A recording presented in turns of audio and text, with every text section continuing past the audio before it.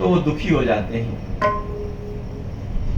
रक्षत्वा राजसिंहस्ते वाक्यं रुद्विस्तरम् अश्रोष्टामा महातेजा विश्वामित्रो भाषत। जैसे ही सुनते हैं कि विश्वामित्र जी आए हैं तो प्रसन्नता तो होती है, लेकिन जैसे ही पता चलता है ये क्यों आए हैं, दशरथ जी बड़े उतावले होकर कहते हैं, ऋषिवर मुझे आज्ञा करिए, आपकी सारी आज्ञा सिरोधार्य करूंगा, उसका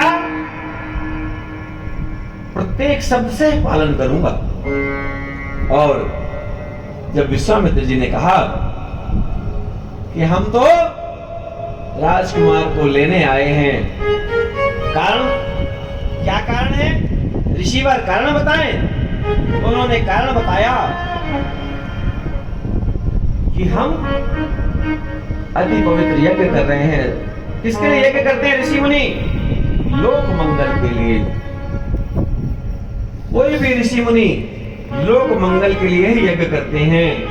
और विश्वामित्र जी ने कहा कि हम लोक मंगल के लिए यज्ञ कर रहे हैं, इसमें कुछ राक्षस जो हैं वो परेशान करते हैं, इसलिए हम अपने पवित्र बच्चों को लेने आए, राजकुमार को लेने आए हैं। महाराज दशरथ ने कहा, स्वामी ऋषिवर, ये तो छोटे बच्चे हैं, अगर आप कहें तो मैं आपके साथ चलने को तैयार हूं, लेकिन ये बच्चे नहीं जा पाएंगे, अब इनको कुछ मालूम नहीं है। अगर आप कहें तो मैं सारी सेना देने के लिए तैयार हूं, लेकिन इन बच्चों को आप न ले जाएं। जब ऐसी बात सुनते हैं तो विश्वामित्र जी को बड़ा कष्ट होता है कि बताओ, राजा दशरथ जी ने पुत्र देने से इनकार कर दिया, और उस समय विश्वामित्र जी क्रोधित हो जाते हैं। अगर आपको अपनी बात पूरी नहीं करनी थी तो मुझे वचन क्यों दिया? पहले तो बड़ी बड़ी बातें कर रहे थे कि गुरुजी आदेश करिए, क्या चाहिए, क्या सेवा करूं, और जब मैंने कहा कि मुझे यज्ञ के लिए आपके पुत्र चाहिए तो आपने कहा मैं अपने पुत्र नहीं दे सकता हूं। कैसे राजा हो?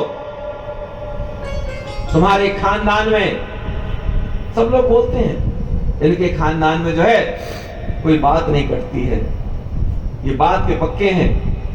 कैसे बात के पक्के हो? ये बात ठीक नहीं है। और क्रोधित हो जाते हैं। जब क्रोधित हो जाते हैं तो वशिष्ठ मुनि संभालते हैं, क्योंकि वशिष्ठ मुनि बड़े सहज हैं, बड़े सरल हैं।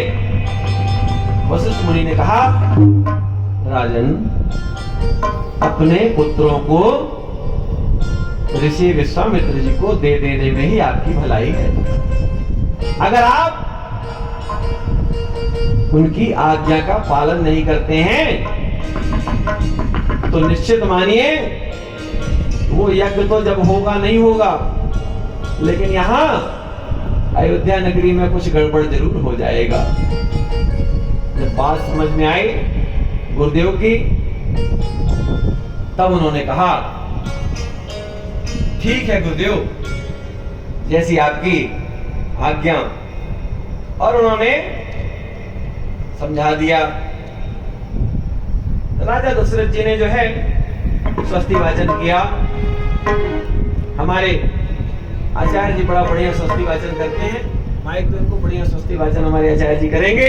और स्वस्ति वाचन करते हुए, स्वस्ति इंद्रो वृद्धश्रवाः, स्वस्ति नः भूर्भुवः विश्ववेदाः, स्वस्ति नस्तारिक्षो अरिष्टनेमिः, स्वस्ति नो बृहस्पतिर्दधातु प्रेगैदस्वा मारुता पश्चिमातरा शोभन्यावानो विदते भोजगमाया अग्निर्जवा मनवा सूर्यतक्षासोर्विषभेनो देवा अवशा गावन्य भद्रं कर्णेभिः श्रृणयाम देवा भद्रं पश्येमाक्षावीर्यजत्रा स्थिरैरङ्गै तुष्टोवाग्गुंसश्चनो ध्रुवासे वैदे वहितं जदायु सातविन्दसारदो अन्तिदेवाज्यत्रा निश्चकरा जरसन्तानो नाम पुत्रासौ जातपितरो भवन्ति मानो मध्यारेरिकतायुर्गन्तो आतिथ्यो नदितिरन्तरिक्षमदितिर्माता सा पिता सा पुत्राः विश्वे देवा आदितिः पञ्चजना आदितिर्जातमादितिर्जानितवाम द्रोः शान्तिरन्तरिक्षगं शान्तिः पृथिवी शान्तिरापः शान्तिरोकादयः शान्तिः वनस्पतयः शान्तिर्विषवे देवाः शान्ति ब्रह्म शान्तिः सर्वज्ञं शान्तिः शान्तिरेव शान्तिः सामा शान्तिरेधि जतो जता समीहसे ततो नु अभयं कुरु सन्या कुरु प्रजाभ्यो भयन्या पशुभ्यः हरि ओम। और इस तरह से